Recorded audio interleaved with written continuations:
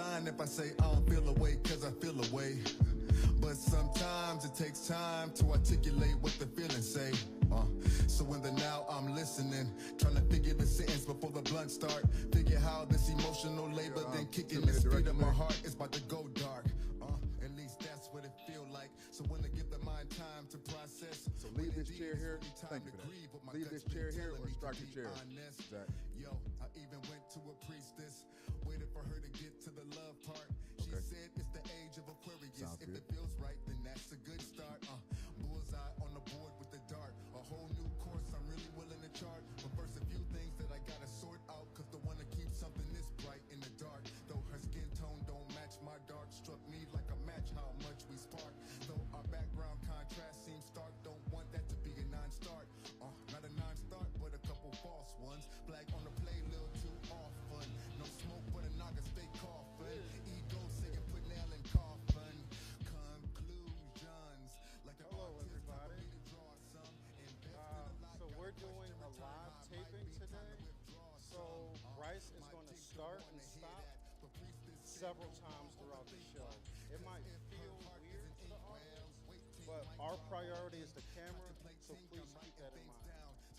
There's going to be a Q&A section. There's going to be people up front. I thank you all for coming out. Enjoy. This is my body, this is my blood. I don't wanna pour it over ice, but keeping it all away, living from the heart come at a price. This is my body, this is my blood, and I don't wanna spill none. But if I got to, I'ma drip some. But I don't wanna waste it, no. I don't wanna waste it. Nah. Be careful with that folding chair. That's what she was saying. Yo. Things was going good with my baby mama. Last year she had a few boyfriends. Her having that space did reduce a lot of drama. More transparency, more honest communication, honoring statements as promised. But she found joy in what in the past for me she admonished. Shit hurt a little bit, but I wore it cold. Fit a little too small, but the image sold. Strong black family, right? But when they call them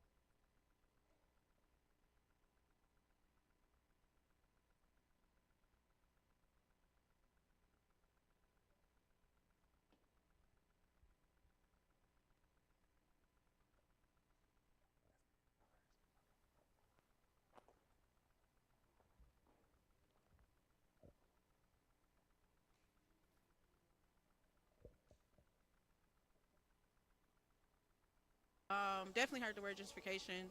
To me, gentrification is a displacement and an erasure issue. And so oftentimes I think of, when I literally see gentrification, it's about communities that might have been existing in a space before, no longer occupying that space because now that space has been taken ownership from. Because ownership exists outside of the literal sense of it, but also just literally taking up that space. And then also erasure. And so now that these new bodies are in this space, the old bodies are no longer present in that space. Regardless if they're actually there, the spirit and the energy of those bodies aren't existing there anymore. And so it's a displacement and erasure issue to me.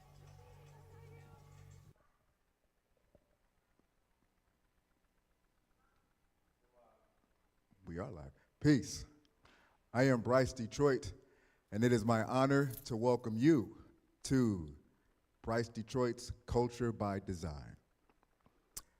Now, that's what's up. Thank you. Thank you. This is the inaugural show, and let me first give a little bit of context where this idea even came from. So, 3 years ago, or 2.5 years ago, this idea came to me to do a podcast. This idea for a podcast came pretty much around the same time as me debuting my Hood Close to Gentrifiers project as a part of my Roadwork series. And when this thought came, one thing informing it was the project in particular, and really this need for, or this desire to really have more sophisticated conversations around gentrification. one thing that is very real for me, just lived experience, observation, it is a real thing that a number of our people have really narrow perspectives around this notion of gentrification. And in that narrow, seemingly myopic scope of perspectives, there's a rather circular conversation that has yet to me, get at the true core of this phenomenon that we call gentrification, such to the point that we can have new conversations. And by new conversations, I'm really speaking the conversations that stimulate and inspire new synapses, new imagination, so that collectively we are all able to look at and hold a conversation in a way that allows us to behave differently around this topic. For real, for real. Why is the behave differently piece so important to me? We're talking about culture by design. So it's me in my practice continuing to look at ways to stimulate, ways to inspire us to behave in new ways that will actually create and build out the world that a lot of us write about, a lot of us draw and paint about, a lot of us sing about, a lot of us are actively creating policies to manifest. That world will only come, that new world, the new outcomes in your life will only happen by us behaving new. So one thing that can support us behaving new is us having new conversations around old shit, for real, because it is us, just like on a spiritual, mental health side, it's us unpacking old things. It's us choosing to look more carefully and sit longer with an old thing that in the now can allow us deeper perspective, deeper clarity, and then from there, positive implications. So that is a walnut shell of why this show even exists. Again, it did start with a podcast. Super shout out Futuro Media Lab. They did an awesome workshop in Detroit. Bryce was a part of that cohort. Initially created this as a podcast, but as the conversations, the virtual online conversations around my hood close to gentrifiers, as they just kept ramping up and becoming more frequent, it's like, you know what, Bryce, you need to have these conversations in real time, in real life, for real, in support of all of us. Because on one level, there are a lot of people who are very, very, very excited to have this conversation, and they're just looking for platforms. So in support of them, as well as in support of folks who continue to circle the same old ideas and recite this very old, regurgitate the same rhetoric that gets us nowhere as a collective. So that's a boom. That's a boom. That's two booms. Two booms. Pause. Check my joint for, how about this? My intro was 5 to 7 minutes. Bryce did it in 5 minutes. We got 1 minute and 6 seconds left on my 6-minute timer. Exactly.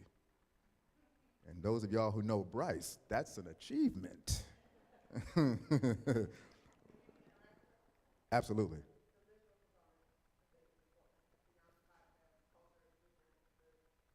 Boom. So you're gonna have to say that whole thing over again because we wanna make sure everybody's, yep. Thank you. So let's have this one live in the audience somewhere. We shared this, okay? So yes. Chief. And please say your name and what side of town you may reside in or represent. Okay. My name is Dr. Chanel Beebe, born and raised outside of Highland Park, currently living in Hamtramck. I'm an artist, educator, researcher, and things. This could be because I'm visual, but even in my relations with the babies and the people I teach, I know that messages are conveyed better when they have multiple components. So I think podcasts are really powerful, but sometimes they really only speak to people who want to be talked at. And as a person who's not a big fan of podcasts, I appreciate the visual element of this because I think if we're going to design culture, culture has a visual living piece to it. So excited to be able to see you as you talk as opposed to just listening. That's what's up. Thank you for that, BB. And as BB did, especially because this is the first one, and everything that we do informs how we do it again. If you're inspired to say something, just raise that hand. Bryce gonna call you, like we in school, and we're just gonna, you know what I mean? This is very emergent. So this is me referring to the run of show. Okay, so this is the part where we transition to the next segment, Zach. So all of that stuff was like transition stuff. So now we're about to cue the visuals that no one can see, but okay, no one here. Copy that. They are happening. If you all log in right now, jump on YouTube and see this live stream, you can see the visuals there with a 30-second delay, which is cute. But it won't. It won't. What's some long ass Gentry. Oh, folks were asking, how do they access this live stream on YouTube?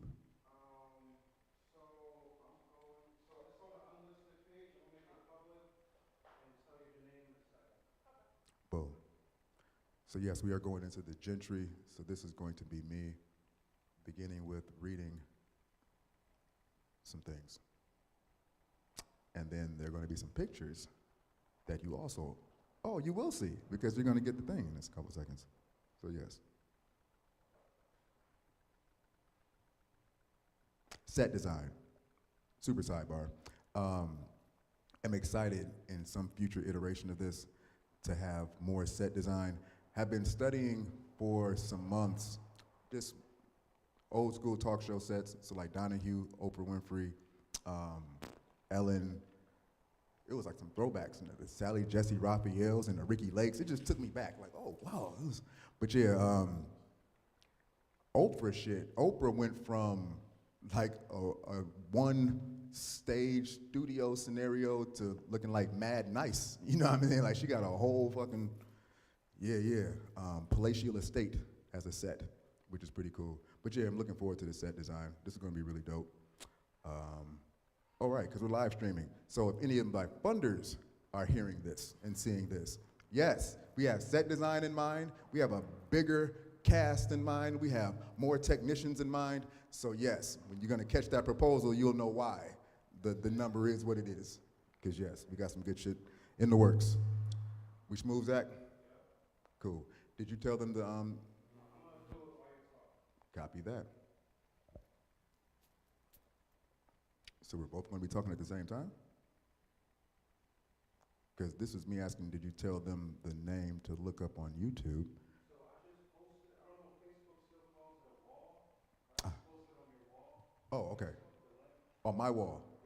Copy that. So if all of you go to Facebook, my Facebook page, Zach has posted the YouTube link on my wall. Oh my God. No, it's a lot. That's like, yeah, thank you for that. But that also, hilarious.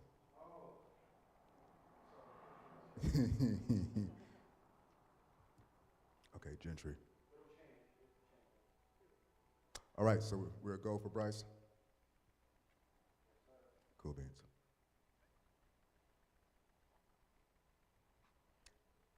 Okay, so right now, I'm going to do this. I'm going to jump into this new segment. This segment is about gentrification. In particular, this is me, for the first time on the talk show, framing the conversation from a historical context. Many people have caught me in conversation in real life and online where Bryce starts this conversation about modern gentrification with providing some context. To me, that is essential. It is essential because too many of us think that gentrification is something that happened more recently in the 20th century, when in fact its origins are so historic that that really gives the proper context for how we should even have this conversation. So, I'm going to start with an anecdote. My first time being hip to the historic origins of gentrification, it was actually 2017, and Bryce was in Paris, France. It's like 11 o'clock in the evening, and walking the streets with the man, and this man, he's from Paris, so he was sharing with me. He was like, Bryce, these streets, look at the streets. And it's like, okay, yeah, 4-lane streets. We have these in Detroit. Nothing exciting about that. And he say, you know how old these streets are? I say, no. These streets go back to the 18th century. I say, damn, you have 4-lane streets in the 18th century. First off, y'all weren't even calling them lanes in the 18th century, so why? Why are streets this wide dating back that far? He told me, he says, what the French government or the nobility, what they would do is they would clear lanes for cavalry to travel easily. And that is what they would do first whenever they wanted to occupy new land. Then first they would clear the road for cavalry to travel. And the lanes had to be long enough, wide enough, pardon me, for cavalry to come like this versus come like wagon trail style, because that takes forever. So it's like, oh, cavalry, you say? Yes, because it would be the cavalry that comes and removes the people from the land. I say, oh, shit. Huh, gentry. And then it clicked, like, Bryce, your first time hearing the word gentry was a military connotation. Gentry as an assemblage of sorts. So then, like, these thoughts from childhood and hearing this word in different contexts, that started to come up. But first thing, I'm gonna come out this anecdote and just ground in this notion, in this real fact, historical fact, that as far back as 18th century in France, there was a technology that was employed by the nobility, by the aristocracy, by the kings and the queens. And this technology that was employed, it involved moving people off of a land to gift or grant that land to preferred people in society. This entire activity, with this origin in this 18th century context, in this scenario, in this example, we have class implication. And one thing also going to note about the people that would be assembled to come displace people off the land. These people were off-duty military. 95% of the time, off-duty military. So we have a very real implication of military. We have a very real implication of class. We have a very real implication of, well, class via the aristocracy. These are the attributes and characteristics of this phenomenon that we call gentrification in the now. It is very much an activity, a campaign that is initiated by a ruling class. And we can look at in the 21st century what the ruling class looks like. But it starts with ruling class granting land to a privileged class. And in order for that land to be, the granting and the gifting of that land to be executed, then anything, including people that are currently on that land, are systematically displaced. Period. This is a pregnant pause. That's a period for everybody watching. And we're going to sit with that period. Nowhere in that definition, nowhere in that anecdote was beautification brought up. Nowhere in this anecdote did we start with First, there was a blighted area. First, there was a rundown area. We started with first, there is land that people exist on. That's where we start.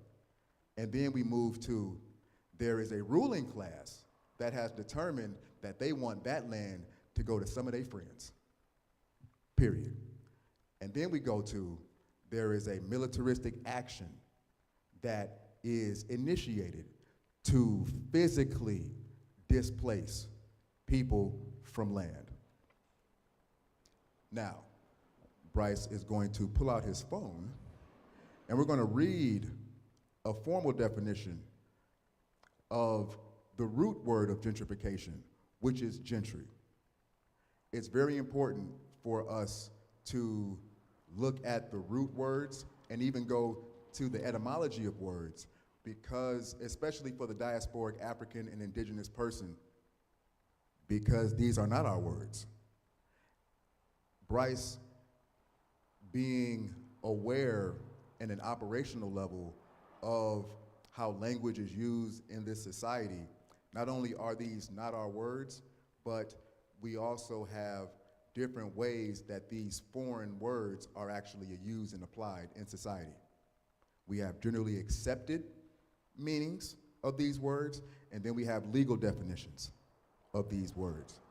We have legal definitions which also attach to commerce, which also attach to military. It is the legal definitions, it is the definitions that actually come out of this category that speak to the way that this word as a symbol actually plays out on earth. So we can think all day like, oh yeah, gentrification, it means make your neighborhood beautiful. Oh, that's fine. That's fine for you to think that.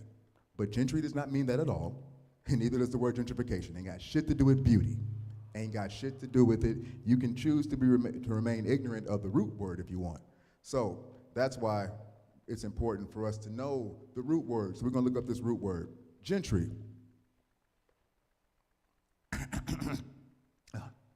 Oxford definition. Gentry are people of good social position, specifically in the UK, because this is Oxford, the class of people next below the nobility in position and birth. One more time, because there's definitely some people in the back who missed that. Gentry are people of good social position. Good social position determined by someone else. People of good social position, specifically in the UK, because again, this is Oxford's definition. This class of people are next below the nobility in position and birth. Now I'm going to refer to a Wikipedia definition, which was thorough than a mug. So shout out all the people who have been adding on to Wikipedia definitions for the past 20 years. Boom, gentry, from Old French word that we're not going to try to pronounce right now, meaning, from Old French, from gentile, high-born, noble. Gentry are well-born, genteel, and well-bred people of high social class, especially in the past. Gentry, in its widest connotation, refers to people of good social position connected to landed estates, upper levels of the clergy, and genteel families of long descent. The gentry largely consisted of landowners who could live entirely from rental income. One thing, we're going to keep this thread of etymology and historic context going really quickly. Super shout out, homie Maceo Paisley. He attended one of my programs at MOCAD. It was an activation that was done by me and my longtime collaborator, Melinda Anderson, so super shout out Studio M Design.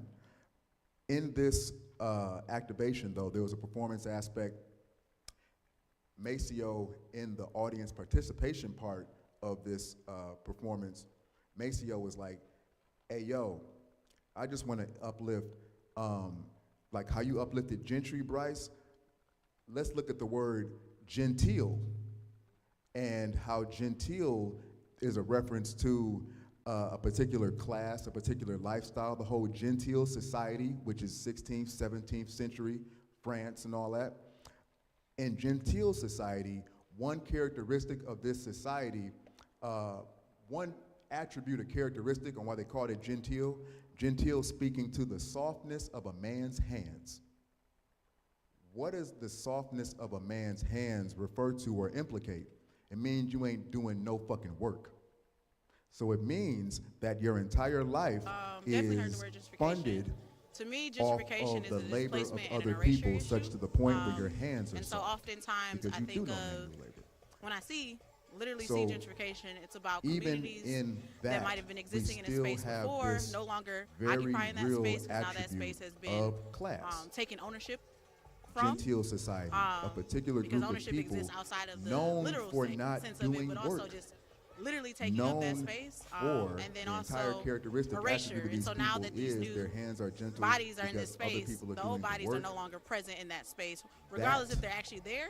The spirit and As the energy of the those bodies root, aren't existing the there anymore. etymological root And so it's a of displacement and gentry. erasure issue to me. It comes from an entire social ordering, an entire social ordering to produce a collective identity, all coming from a ruling class, all coming from a ruling class. So boom, now let's fast forward to the 21st century. Intentional pause as he looks at his phone.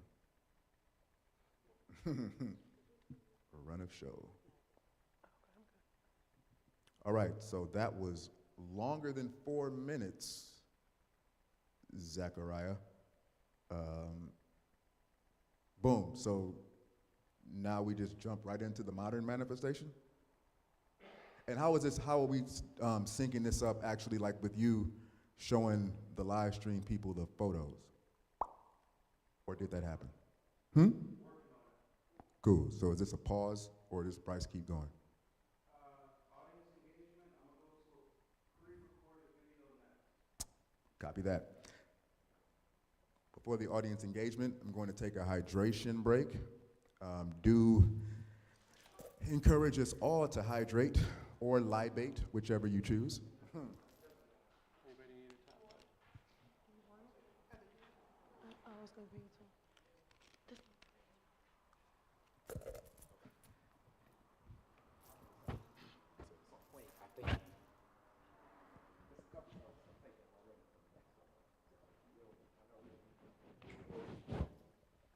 Super duper shout out Zach from Take Studios.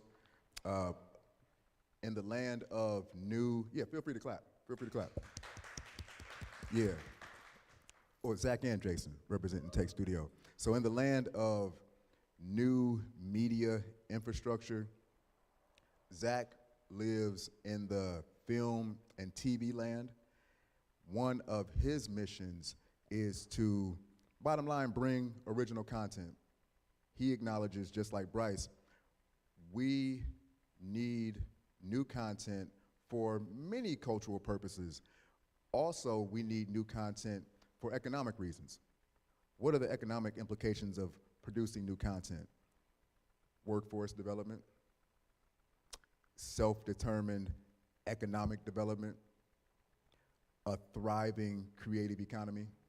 All of these things are possible when we create our own content and do so, our own media. That I word would content, say sidebar. yes. Pandemic brought that word content On a up personal here level, to like popular in the lexicon. workplace. I mean, It still I've feels been, like, I've had jobs it where I put in a is lot of work, some work my way up, and it feels like it has you some know, I just got ulterior pushed motive out of the way for to some undermine the young white value kid of artists. who had a degree. For real, you know, real. I don't have any degrees, but Because anybody can make to content. me, that's like personally, I'm like, Yet, I felt when that. you start so, telling fine and then artists, yeah, you like start a labeling lot of the fine art communities as that I content. used to enjoy. And when we start doing A that to lot of the ourselves, spaces that I used that's to a slippery enjoy slope. in Detroit, But Cass anyway, Corridor, one of the Boulevard that was a little sidebar. area, We got a little Boston tangential, Edison but super area. I shout out have Zach, many, bottom many line, because he fond represents new TV, memories in new these film, spaces. And that's new economy shit. A lot of the old places I Also, used to super frequent shout no out longer my brother exist. Kari And in they're Detroit is replaced different.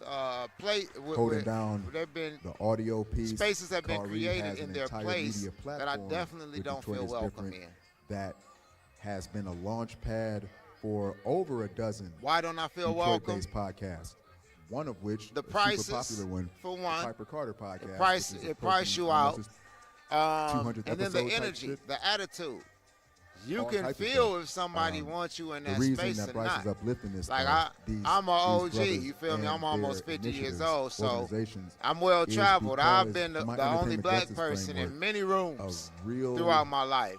So I understand what that energy aspiration feels like. of mine for the city is And then, for us like to I have say a again, robust definitely the prices, because entertainment, arts, media. there's an economy. understanding of the economic In level particular, of one that people is who in occupy the service space, and then you to bring something new into the space creating that nobody who entertainment has media existed in and the space entertainment art can afford. that directly And then supports and then the types us of things you bring into the space, actualizing things that in we're our not highest familiar with, beauties things and our that we highest can't relate to. intelligences. So I think The all of that content, kind of like, plays a part in it. Before me making a critique about the content that comes from the conventional entertainment industry, I'm just going to name that from an African spiritual science perspective, the only point of what we call entertainment, the only point of what we call art, is to create mechanisms that create tools and mechanisms that allow individuals to cultivate and nurture aspirational points of identity, and in doing so, helping people to self-actualize. The media that we're supposed to get, the art that we're supposed to be giving ourselves and giving each other, is supposed to show us in the ways that we want to be, show us in the ways that we aspire to be. If I'm only showing you as a drug dealer or some athlete, then literally you are only going to, the likelihood of you only entertaining two options goes through the roof because you're only seeing two things. Those of us who study behavior science from a conventional Western perspective, or even from an ancestral perspective, we understand that the only way that things manifest on earth is for them to first start in the imagination. So when we're talking about how do we manifest on earth in terms of self-actualization, well, that shit starts in our imagination too. What is feeding and informing our imagination? For most of us who were born past the 20th century, it is entertainment, period. It could be political entertainment in the form of your news, or it can be just social, personal, cultural entertainment in the form of anything else. Yet, it is the entertainment media that continues to give us the images for our imagination. And it's when these images exist by themselves without us producing our own images of who we think we are or who we want to be. It's when that happens, when there's only one set of images in the imagination for the subconscious, for our spirit to feed off, well then, what's going to happen? We're going to end up actualizing based on whatever points of reference we have. That's why new media is so important, because we need people on purpose who are creating content that shows us in our highest beauties, our highest intelligences, on purpose, knowing that this is us feeding each other's imagination. This is us feeding each other's spirit. And this is us getting a 1 minute wrap this shit up also. So thank you for that, Zach. But that's real, that's very real. Yes. Ooh, let's get her the microphone, please. And please say your name, what part of the city you repping, and the last four of your social. Cool beans. What do we say to you? Name, what part of the city you repping, and the last four of your social. Emberly Vick, New Center, Detroit area, born and raised in Grand Rapids. I'm a Detroit transplant. You said something that got me thinking about entertainment and what it's based in, and I started thinking about the fact that it should be based in our reality, right? instead of dealing with these made-up scenarios or allowing ourselves to be occupied with these movies and images of fabrication, we need to be going deeper into our reality, and we need to see that image, even if it's not us performing at our in our highest self, right? We still need to be dealing with our reality so that we can address our issues. Boom. Thank you. 100% concur. The thing for me that is the innovation, let me respond by stating this. It's a little anecdote. One thing that 20th century hip hop showed me was it showed me this version of, it showed me this thing, keeping it real. Keeping it real, AKA conscious. Now, what conscious and keeping it real looked like music-wise in the late 20th century was artists, rappers speaking rather explicitly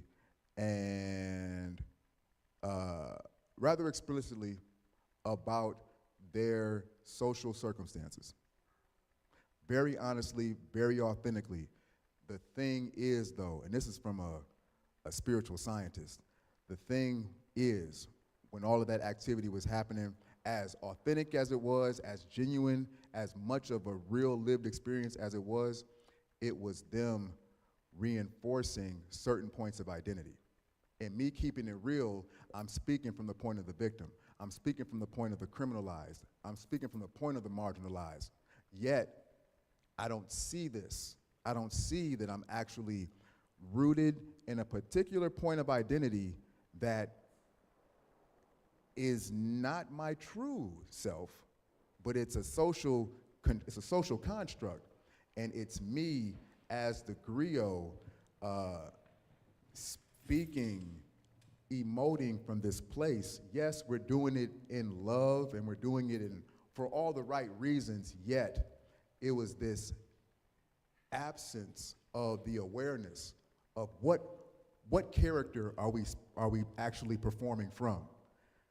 It was the continued performance from these characters of the marginalized, the character of the oppressed, which reinforced that point of identity for the next 15, 20 years of hip hop. This is an aside, but it's adjacent. One of the negative implications of the conscious keep it real movement was a lot of young people being like, that picture is ugly. The picture, as real and as genuine and as authentic as these narratives are, these stories are ugly. These stories don't show me, these stories reinforce my fucked up lot in life. I need aspirational stories. I need aspirational images. The only aspirational images were coming from the drug dealer music. So it's a real thing for us to name one negative implication of keeping it real and not being mindful of if we're speaking authentically as the custodian and the architect and the designer, we can still keep it real. Like, as a custodian, Bryce sees trash, industrial litter.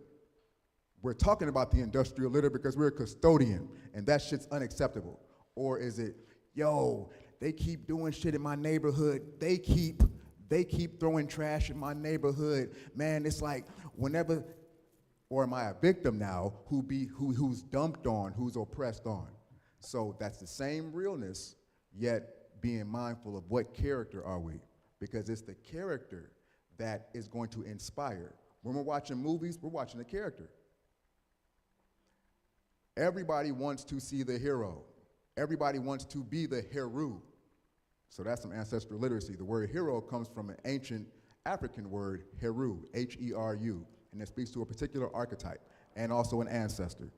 But everybody wants to be the hero. Everyone wants to celebrate the hero. So as we're out here telling our stories, then let us be mindful of us telling our truth and keeping it real and being authentic as we are rooted in our agency, as we are rooted in our power. Ashe, I just wanted to add from a African kind of ancestral literacy place,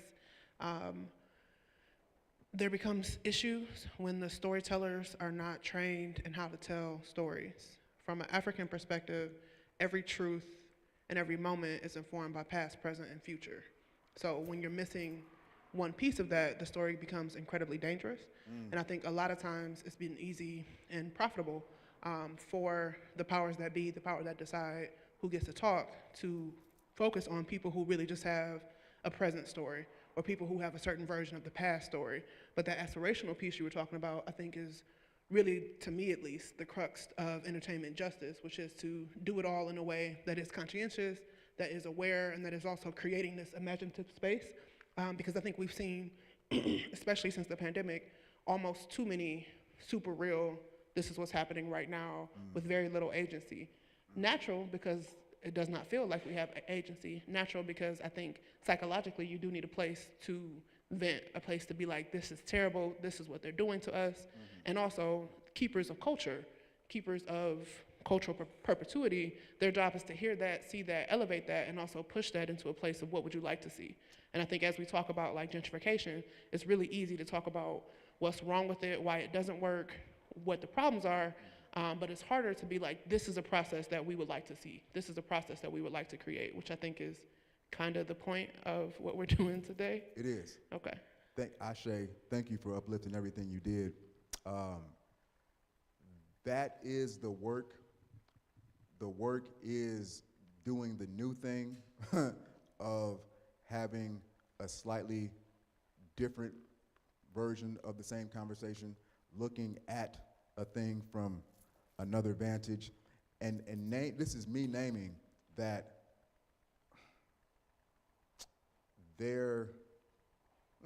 Want to say this in a particular type of way. The sentiment is, that's the work. The shit ain't easy, but that's the work. Like, that's the work, though. As long as we know that's the work, then it becomes, we can give ourselves grace. Because, like, oh, the work is creating new containers for these old, to talk about these old things. Okay, the work is listening more actively past my own point of knowledge, past my own point of bias. That's the work. So if John says some shit to me and it's like, well, the work is to receive it fully and look for the truth. Like, that's the work. So this is me just uplifting what you said and just naming that we're talking about what the new work looks like, and the new work ain't always putting your hands in soil. The new work ain't always writing a grant. Sometimes the new work is shutting the fuck up for 15 more seconds while that person finishes a sentence before cutting them off. So I shaded that. Thank you, Beebs. We have some more guests coming in. Please, feel free to have a seat. Boom. Cool.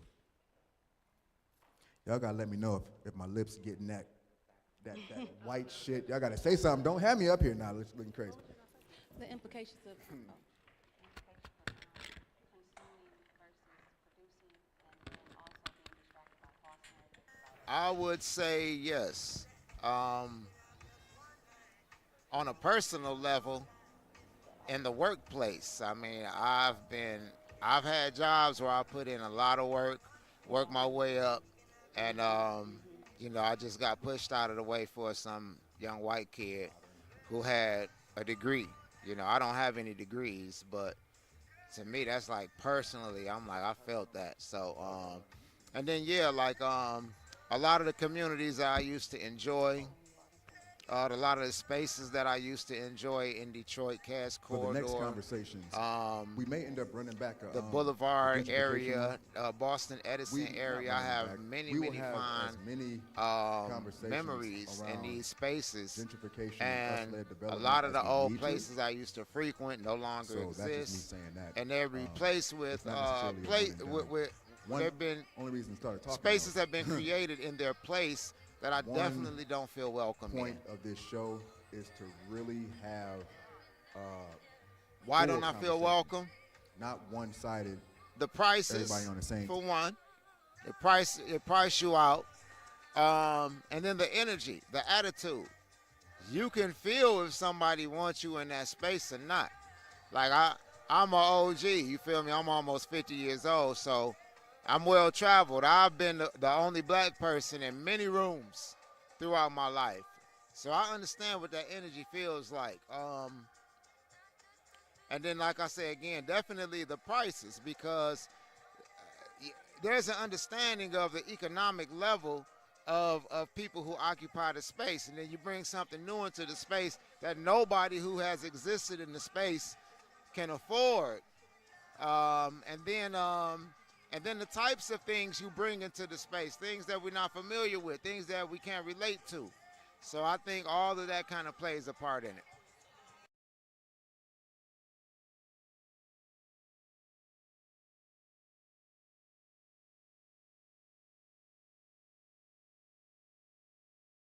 By design. Yay, yay, we here. We here. So, for those of us who have been following the entire time, we're talking about gentrification right now. And in particular, we are speaking about, we started with the historic context, and we looked at some real definitions, etymological as well as root word definitions. So this is me now bringing us on this path of engagement. Now we're moving into the modern time. And from the modern time, we're going to go to the future. But now let's be in the present. Let's be in the present, and let's discuss for a couple moments what are the modern manifestations of gentrification. Naming, again, because some of you all are just joining us for the first time. So before, we did name that gentrification, root word gentry, has etymological roots to a word gentile, which goes back to the 16th, 17th century in France. Gentile is a word that refers to the condition of a man's hands in society, being gentle, speaking to an entire social class of men, patriarchy, but a social class of men who are known for making their living without having to do work. So we go from gentile to the gentry as a collective label for this group of people. They're the gentry. They're not the monarchy, they're not the aristocracy, but we still fucks with some of y'all. So you're a privileged class gentry. This gentry, as a privileged class of people, having a particular relationship to the aristocracy, this gentry are afforded particular privileges. The main privilege that characterizes the gentry is being gifted land. Being gifted land by a ruling class. In particular, land that someone else already lives on. That is where we came from. So now we're going to look at the modern manifestations of that phenomenon, this historic phenomenon. So what, and this is some audience participation shit, what are some expressions or examples of the ruling class in the 21st century? Because it's no longer kings and queens. In America, we don't have kings and queens. In America, we don't have knights with fucking metal on horseback, yet we still do have a ruling class. I'm just interested to hear thoughts about who we think the ruling class is or what it looks like in the 21st century. There's too many smart motherfuckers in here. Come on now. Too many.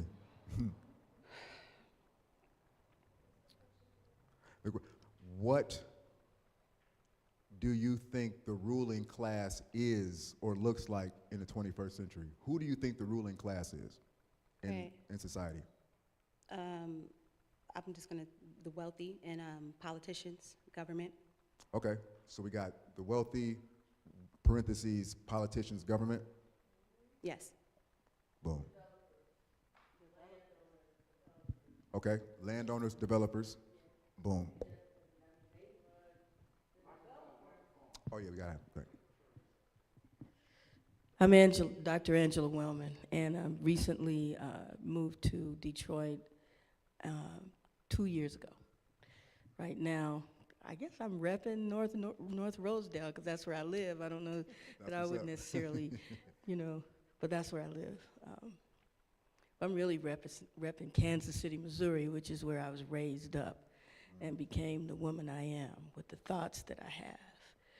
But I guess I just want to say that the developers are really, to me, the ruling class. They're in many ways coming from Oakland, California, and seeing how the gentrification has displaced so many people, so many black and brown people, so many arts organizations, including mine, that was in downtown Oakland for 9 years. The building was sold. We finally had enough money to pay the market rate rent, and the new owner said, well, my developer said we can get twice that. I mean, we appealed to the city, our city, everybody we could, at the law level, but the developers really are running Oakland, and I think that that's not just Oakland, but I think that developers are the gentrifiers, the ruling class, yeah. Want to touch on that for a second and just offer a perspective. When Bryce thinks of ruling class, then literally, who makes the rules? For me, we exist in a corporatocracy. So Bryce is able to see, on a Detroit level, we're able to see corporations. Some of them are development corporations, but some of them aren't. Some of them are just like corporations that necessarily need physical space, so they have to develop something, but it's the corporation that is able to pay for a lobbyist, and then in paying for the lobbyist, they are paying for legislation to be written, and then that legislation is given to a policymaker pretty much verbatim, and then we have new policies that favor corporate interests. So Bryce is able to see corporations, period, as, not period, but corporations of a particular stature as a ruling class in the 21st century. We're able to make this connection with them as a ruling class to what does, so boom, in the gentry, in the old context of the gentry, you would, the aristocracy would hire off-duty military to actually do the work of displacing people, clearing the, they didn't call it displacing people, they call it clearing the land, clearing the land. But it would be off-duty military. Bryce has been seeing, just in the last 10 years in Detroit, how a corporation can make rules, like for instance, a DTE. We've seen DTE as a corporation make rules that end up becoming policy, that ends up directly affecting how we have to pay them. And then we've also seen them use a military mechanism in the police to clear people off of land that they didn't want, that they wanted people displaced from. And we've seen corporations like a DTE and others be gifted land by a city of Detroit.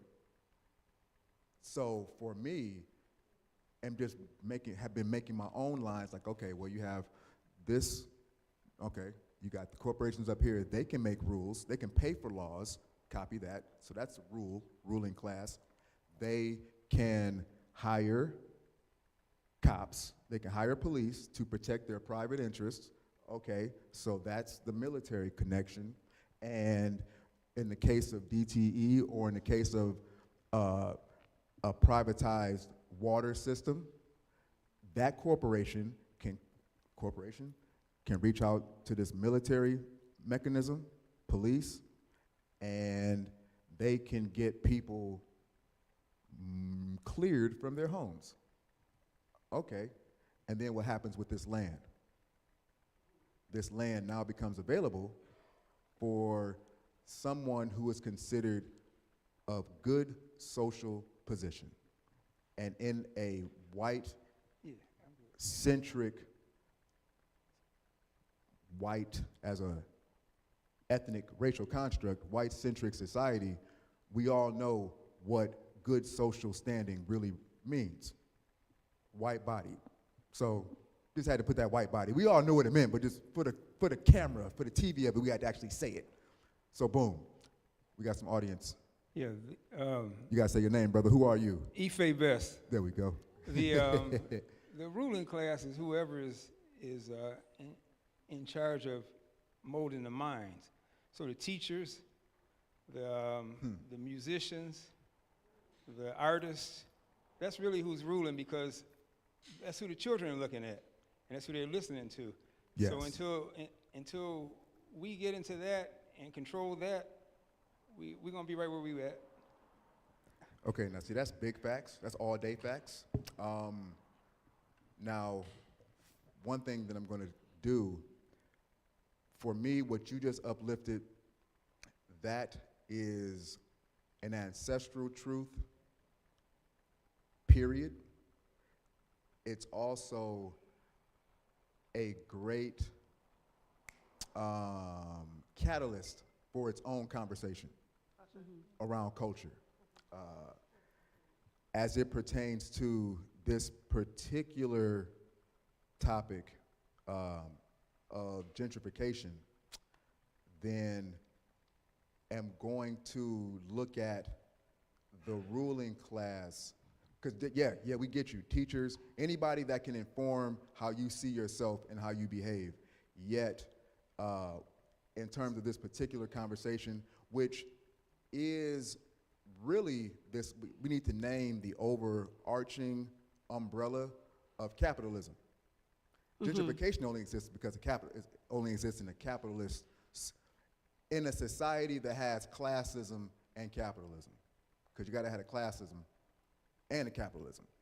But under this umbrella of a class-based capitalist society, then as it relates to the operational, transactional functioning of society, then I'm speaking really narrowly in that regard. But everything that you said is facts, and that's a whole nother episode, for sure. So thank you for adding that to the piece. That was key. Within the police officers, yeah. We'll put the police officers, that's definitely ruling class. Nah, because the police officers, how about this? One statistic that people don't talk about is the percentage of water shutoffs that have happened since 2014 that were actually police officers. Poverty is based on, how about this?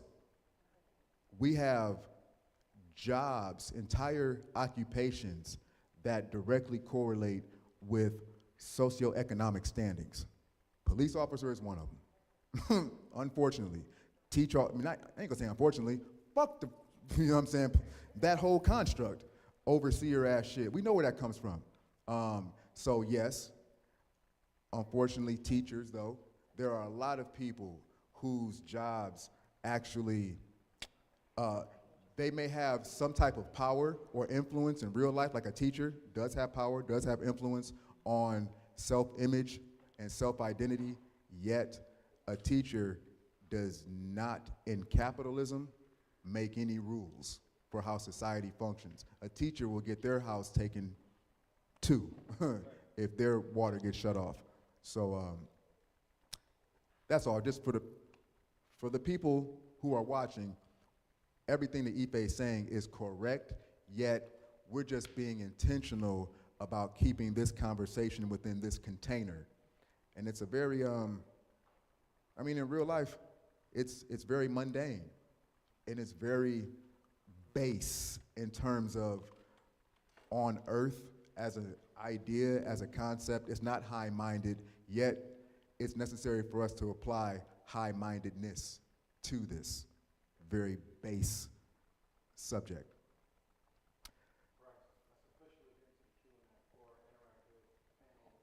There we go. So, Zach told me to officially get into the Q&A. So we are officially going to get into the Q&A. We're going to get into the Q&A like this.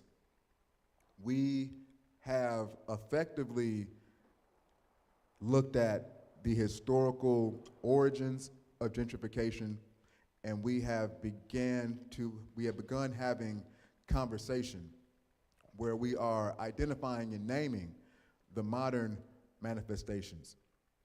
Excuse me. The big reason for Bryce feeling it's an imperative to do that is so that we have an accurate context in which to speak about all of the beauty and all of the dope shit that's happening in 21st century Detroit in so many of our neighborhoods right now, and the implications of this powerful, ancestrally rooted, socially astute work, socially relevant work, the implications of that on our future.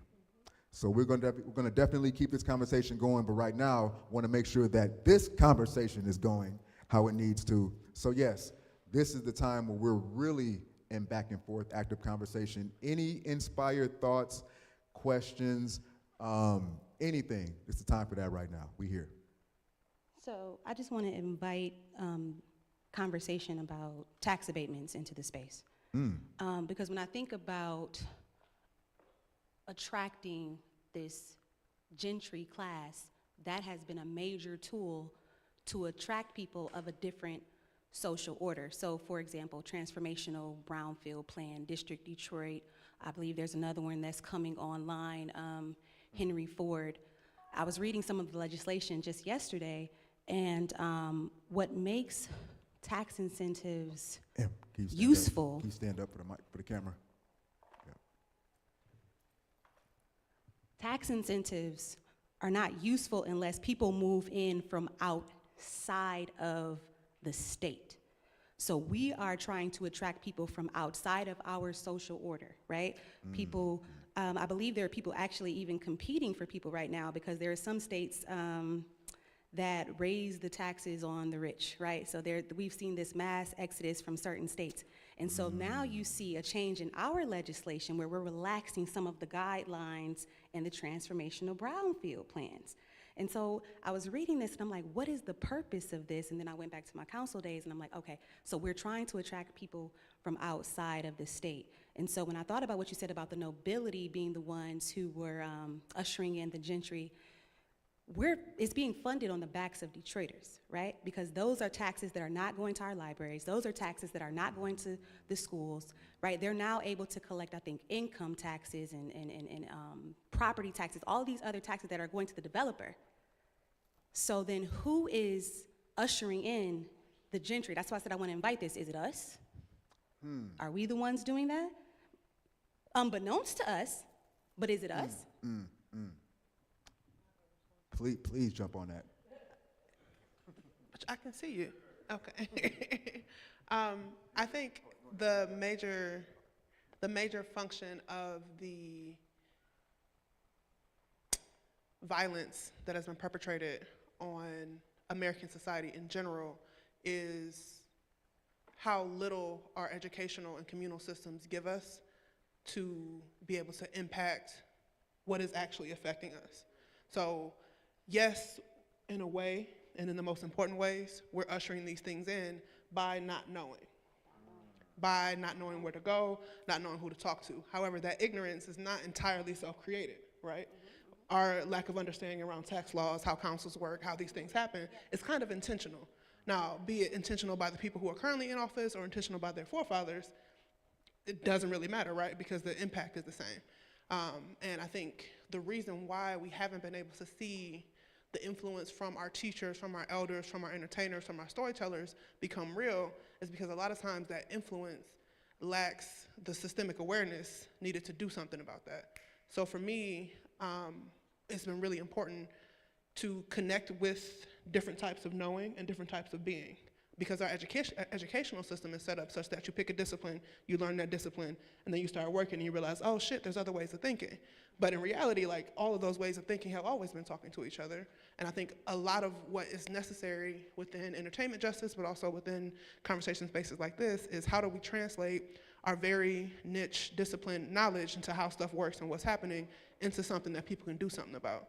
We've seen a little bit of that in the pandemic where people are like making songs, breaking down what to vote for or what not to vote for, right? It's hard to do that in a way that doesn't get corny and stays entertaining, right? But like things like what you were just saying are really hard to wrap your head around in paragraph form. They're really hard to wrap your head around in 2-hour forums. However, these are things that people need in TikToks and whatever the thing is that they understand. And I think that is the new work. The new work is how do I translate something super fucking complicated and super deep and super nuanced into something that people can grab onto, pass around, and engage with, because we have always been our own ruling class in a sense that we were not aware of how our money and our labor, or in control of how our money and our labor keeps us marginalized, keeps us out of the conversation, and allows other classes who are having these conversations, right? Who rich people across the country are talking about which state has the lowest whatever the fuck because they want to move, right? And I think not only is it dangerous, but it also will go on infinitely until we figure out what that technology is that translates the truth of how these systems work to motherfuckers who have attention deficit disorder and don't really want to read a paragraph. You know, like, how do we figure that out? Want to uplift a couple things that were said by both of you. So Amberly, appreciate what you said. This was my first time thinking about, boom, the wealth extraction that's necessary for people from outside of our state to be incentivized to move here. So this is me for sure talking to all of the hilarious people who have nothing better to do but be on Reddit talking shit about these signs and Bryce Detroit. None of you hilarious people, fuck y'all. But really the point is, none of us really think actively about the fact that everything in capitalism must be financed. Even oppression, even destruction, it must be financed. One point of conversation that we can stand to uplift a whole lot more in a future show is the costs of our marginalization. Like, what are the actual costs? What is the price we pay to be marginalized? What is the price we pay to have our own neighborhoods gentrified? Because it's not even about being complicit. So it's me being intentional about not projecting that we're complicit in that way, yet we are funding the mechanisms that work against us in a rather insidious and deceptive way. And it's time for us to talk about that a bit more. So thank you for that, Emberly, that piece. Chanel, you for sure reinforced a call to action in the form of a inquiry, but it wasn't even an inquiry. It was like, we need to be making content that breaks these things down very basically and in cute, sexy ways. So yeah, appreciate that call to action. How about this? This is a question, because this is an emergent space. So like, shit, Bryce got a question. What does it look like for this talk show to actually be to have a component where we can actually make calls to action and talk about those call to actions a bit and maybe leave with something. Not forcing us to leave with something, but when something like that comes up, then want it to be more than just, that was a good idea, moving on type shit. So I had this idea when you were breaking down the gentry. I think it would be cool if there was like some type of visual and shared note-taking. So I've gone to conferences where they have somebody like drawing the concepts that come out. And one, I think that gives the people who are in the audience the space to like see and then see again. But two, it becomes its own artifact and becomes something that we can double down from. Because I think, you know, the transcript from this is going to be great. There are going to be people who are in community and are going to watch the whole thing, right? And also there are going to be people who want to know, okay, so what, right? And I think the journey to getting to the so what and what those action items are does kind of require you to understand what the story was, what the conversation was, and I think that visual piece will be good for that. And then, you know, we can, this sounds a little capitalistic, but like subcommittees, like that they're functional in nonprofit spaces because you need people who care about a thing to get in smaller groups and do a thing about the thing. Exactly what that looks like and how that works, I don't know, but those are the things I've been thinking about. Boom, appreciate that. And for the viewing audience, just want to name that BB brought the nonprofit industrial complex into the conversation, not Bryce. It was Chanel.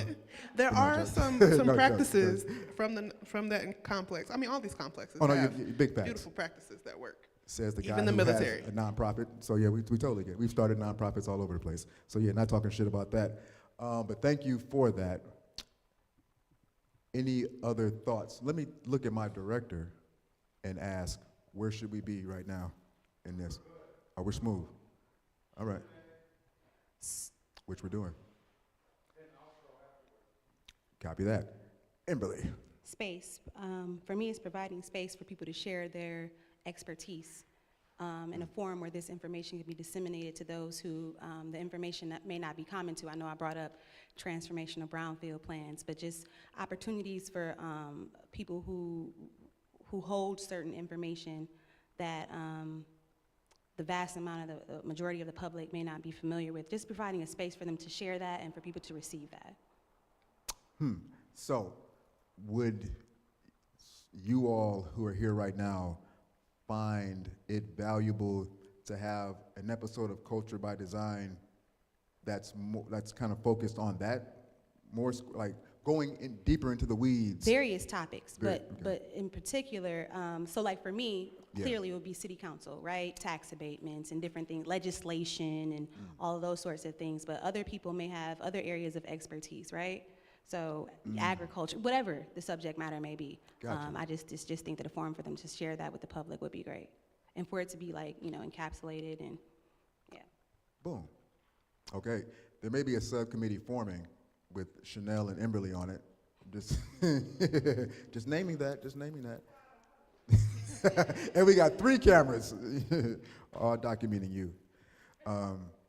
Yeah, there was a thought that came up. Oh, a question. Who in here owns or rents space, or has in the past, or wants to in the future? Okay, boom. Which one? Don't own, would like to? Who owns currently, owns or rents? Space. This is me, I'm saying space. It could be residential space or commercial space. Because I'm wanting to hear some lived experiences of owning space, buying space, maintaining space in Detroit. The reason, gentrification, there are many mechanisms that are now in place to serve as the displacement arm of the process. It's no longer people, it's no longer just people anymore. There are policies now that effectively get people out of their homes. When we're talking about gentrification, when Bryce is talking about gentrification, then as someone who rents space, as someone who owns space, like, and both actively right now, then it is this real reality for me where, yo, the constant threat is taxes and predatory utility policies. Like, those are way more of a threat than a police officer coming and evicting me, you know what I mean? Like, Bryce ain't worried about getting evicted, but we do have a genuine concern about the changes in city policies that might make this garage, before it was something that Bryce can do private shit in, because we're not having it as a public space and for commerce in that way, but all of a sudden the policy changes and this activity becomes illegal. Illegable, but it becomes illegal in a way, which Bryce has seen this happen before. Activities become illegal to the point where the consequence can be your property taken from you. It goes past a ticket. Like, you just go straight to do not pass go, like forfeiting your shit. So for me, policy is more of a threat around gentrification than someone physically removing me from any place that we own or rent. So that's why I was asking, like, just to get some perspectives and some stories, because maintaining space in Detroit is not easy, and that's another way that they're gentrifying us, is by taking people's spaces, changing policies, making it more challenging for us to be in our spaces. Yes, please. Yeah. Please say your name and where you repping. My name is Zach. I am an entrepreneur in the city of Detroit. Yes, sir.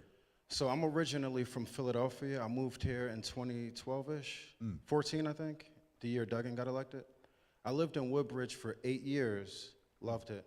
And then my landlord was like tired of us and was like, we're giving you 30 days. This is shortly after COVID, after you weren't allowed to, you kicked out your tenants. Yep. And after that was over, he was like, 30 days, you guys got to go. He wants to renovate the houses and fix it up. I think at the time the real estate market was booming, so like financially it made sense. We then bought a house on the west side. The city of Detroit does not make home ownership easy. So like, I think that's a different part of the conversation of gentrification. Taxes, city services, I don't have any qualms about it, but some people do. It's just not easy, and like there's a ton of insurance, home insurance, car insurance. It's just not easy being a homeowner in Detroit, and that's a conversation also. Thank you for that, Zach. Yeah. Yeah, I think it would be a great use of this platform in the future to be intentional about the people that you invite to be audience members or even panel members who can speak to what it used to be, what the current state is, and what they'd like to see. In particular, I'm thinking about like Lauren Hoods and the people who have like been doing some type of activism related to ownership in the city. Absolutely. Because I think a lot of the issues that we're currently facing, but also a lot of our obstacles in getting to a future where we're able to own space and exist, is the difficulties that we know. You know, like I might not be a homeowner, but I know homeowners, right? And I know what that headache looks and feels like. And in a lot of ways, for me, it becomes like I have to have a personal conviction to want to own land and continue to live in the city I was born in. Otherwise, financially and mental health-wise, it makes more sense to go to some other state that has some incentive for me to come, right? So it's like, what do we do to maintain the people who are here, who are about community, who want to engage in it, but it literally financially makes no sense to do so, you know? Or there's also the piece of it that's related to employment, right? So like a lot of reason why it's hard to own a house is because credit scores and income, you know, like it gets deep. And as a person who is from Detroit, who grew up seeing all the issues like with the auto industry, for me, when I took my job at Ford, it was a very conflicted experience. It was like, oh, I know y'all are problematic, right? And also, y'all are willing to pay me enough to survive as long as I need to. Then I got laid off, right? So I don't think that experience is unique. However, I don't necessarily think having the experience itself is enough to make the conversation as actionable as I think we'd like it to be. Like having some insight from those who do this or have done this would be helpful. Thank you for that. Super agree. It's hilarious that you named Lauren in particular because we asked Lauren. Lauren's in New York doing some bossy shit. She be doing that right now. And a lot of my other, homies who we vision for future panels were just busy. And it was us also, just on some behind the scenes shit. We've had a couple false starts with the first taping. So this was like awesome. One, Bryce wanted to do it on 8/8, but this was attempt number 3. You know what I mean? So with this attempt, my super busy homies couldn't grab them all like we wanted. It was more so like, if we can, you know what I mean? So yes, on it, more intentional with that. And by more intentional, really just meaning give folks more than 7 days. We're all crazy busy. All right, that's that Chanel talk. Chanel is one of the most structured, organized people on earth. If y'all watch her stories and just see how she be spreadsheeting her entire life, I mean, her whole day is in spreadsheet form, and by 12 o'clock, she's done like 7 spreadsheets. You know what I'm saying? Just, yep, it's amazing. It's really dope to watch. It's really dope. Boom. Oh, we have a question up front. Just real quick, there's Yes. something I wanted to add just in terms of the difference between living in the city and living in the suburbs. I moved to Wayne County somewhere around December, just before Christmas. I grew up here, but I wanted to return here to start a business. I got baby mama drama, okay?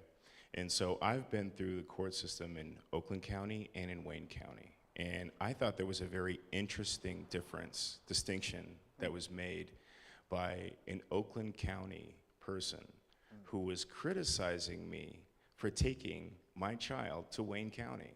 Like, what are you even doing down there? I said, well, this is where I live, you know? So there seems to be a perception about Detroit as a whole. Like, why would you even go down? Like, you know what I'm saying? Like, where they were perfectly content to say that out loud without understanding the ramifications of what they were saying. Like, that was super, I wouldn't even say it was veiled, but that was overt racism, classism, however you want to call it. I just thought that was an interesting thing to add, and just, you know, sorry about that. Appreciate that. Yes, ma'am. So, as an educator, I'm sitting here looking at this sign behind you. Yes, yes. Grow children. Yes. So it's sort of like, if we can for a minute switch and talk about the both and. You know, we are inside of everything that you're talking about. And as we speak, there are children outside in the neighborhoods, wherever they are, growing up. Parents, and we're not gonna fix this thing today, tomorrow, with all our subcommittees and all the things. You know, we have a tremendous trove of social capital that the brother right here, I think, spoke to. So it's like, I just would like you to speak some on the both and. It's like, we gotta get this work done, and we gotta get this work done, because there are Black people, as LaFleur reminds us, in the future. Yes. So it's like, if you could just speak a bit about that. Growing children in this environment of gentrification, and what types of activities, programs, philosophies, you know, calls to action to care for our children. Boom. You know, so that they can carry on the work of the legacies that are being created. Right. Thank you for that. So I'm going to approach this response first from an artist's perspective. This sign was the first sign designed by me. The second sign, even though the second sign people saw was the Karen sign, the second one that was actually designed were these two. The reason was, it's me knowing that, for me, hood clothes to gentrifiers is, we can say it's an affirmation of sorts. It's definitely the articulation of a particular politic, yet, just energetically speaking, we have the word closed. Energetically speaking, we have gentrifiers, which at the very least is an archetype that we don't fuck with.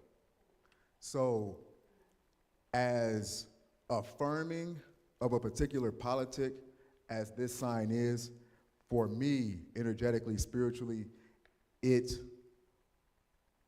still more of the anti. It's still more of the pointing to an issue versus affirming or uplifting some addition or solution. It wasn't like, if this is negative, then what's the positive? How do you fucking yin yang this shit? So the hood is closed to gentrifiers because we have ancestral royalty. We have sacred beings in this neighborhood. And in order for them to grow up in their divinity, in order for us to be traversing, walking in our divinity and in our power, then we must condition our space in a particular kind of way, speaking to what we allow, what we bring into our space, what we inseminate. That's the easiest word that comes to mind, but how we inseminate our space as our neighborhood as a womb, how we inseminate that, also how we secure it from things entering. So these signs, not even juxtaposed against each other, but just in conversation with each other, they affirm what you're speaking to, that we are critical and we're rigorous in critical observation and in critical articulation. We're rigorous in that only because that is a mechanism of conditioning our space for these things that are actively happening. It's not we're gonna close the hood first and then start, it doesn't say start growing children. The same word, like the same way that the sign reads in its traffic context, slow children. It's letting you know that right now, you need to slow down because there are children here now.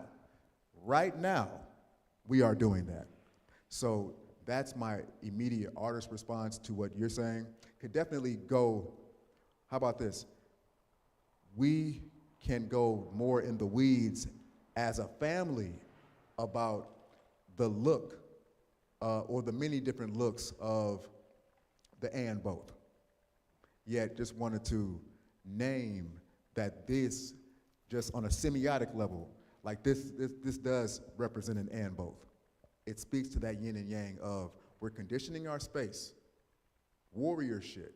So we're custodians, and we are doing this with a particular rigor and discipline, simply because we have the most sacred activities that we're responsible for, which is ensuring an environment where we are being in our divinity, not where we can just cross the street and hope we make it safe, but no, actually thriving. So, 5 minutes.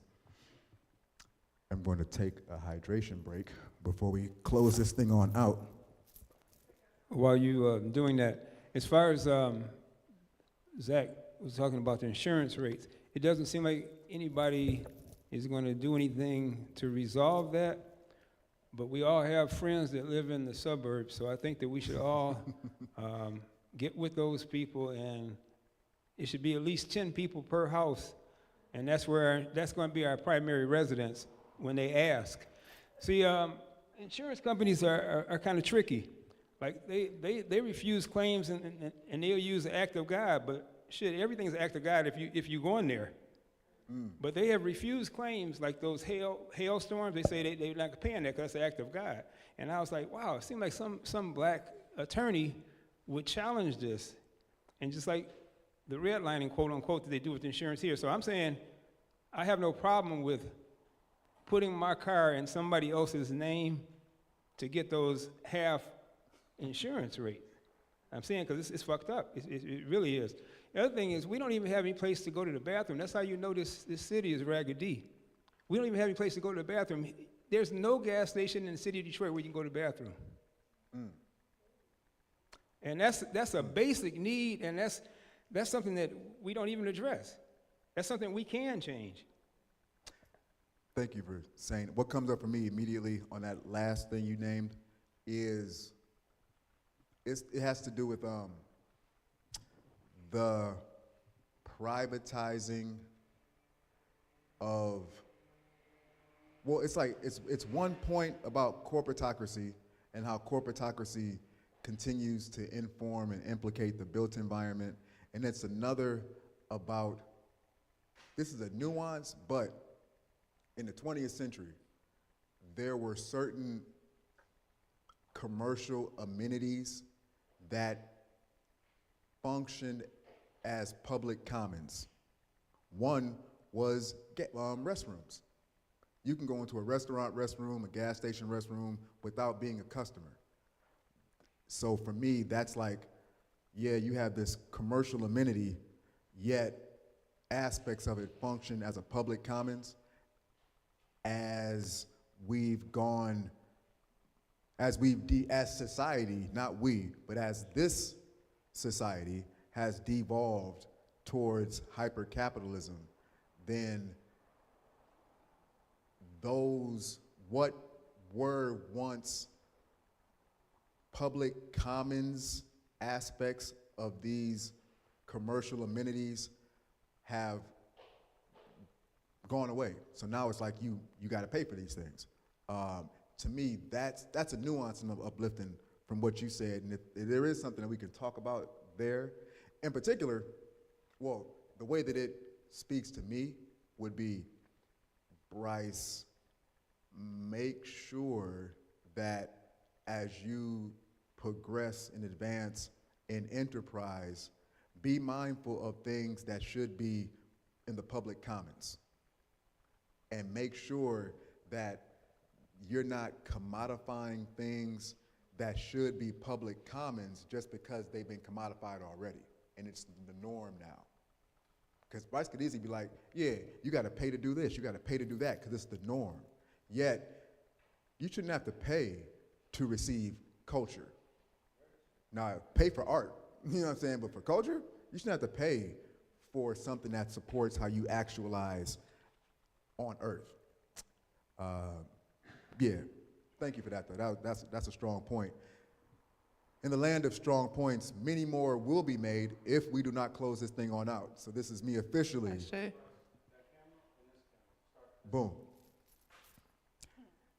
In the land of strong points, many more can be made if we kept this conversation going, but in the spirit of continuing the conversation, then we are going to bring this graciously to a close. This is me landing the plane.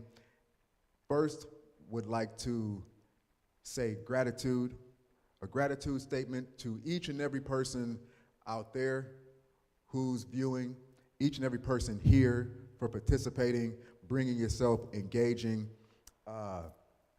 So that's gratitude. Next, definitely want to name my partners. Super shout out Take Studios Detroit. Super shout out Detroit is Different. Of course, super shout out Detroit Recordings Company. Detroit Recordings, what? This has been the first episode, just episode number 1 of Bryce Detroit's Culture by Design. Culture by Design. Am very excited for what's to come as we continue to build out this conversation together. So on behalf of Detroit is different. Take Studios Detroit, Detroit Recordings. I am Bryce Detroit. Peace, peace, peace.